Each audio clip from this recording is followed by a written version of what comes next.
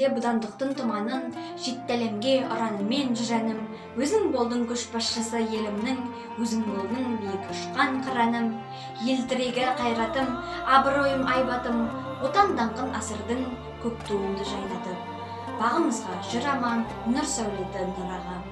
Келбетіңнен ізгілік нұр көрінген, лебізіңнен аларманы өрілген, сенің арқан Қазақстан көркейіп, достық әні шарықтайды төрімнен.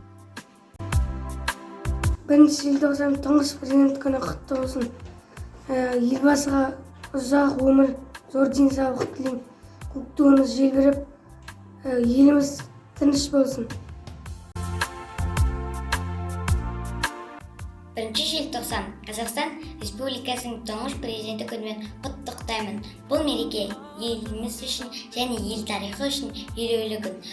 Еліміздің тұңғыш президенті елбасымыз Нұрсұлтан Әбішұлы Назарбаевтың еліміздің егемендігі мен дамуы үшін қосқан үлесі мол.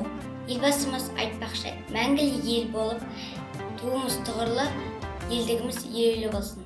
Елбасы елді қорғайды, халық қамын ойлайды. Осындай жақсы адамның жақсылығы тарайды.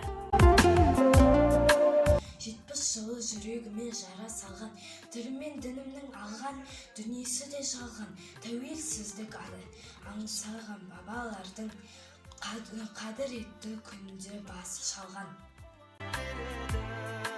Жолдайды, халқы оны қорғайды, ешқашанда орынсыз шешімдері болмайды. Елбасы елді қорғайды. Елбасы елді қорғайды, халық қамын ойлайды. Осындай жақсы адамға жақсылығы тарайды.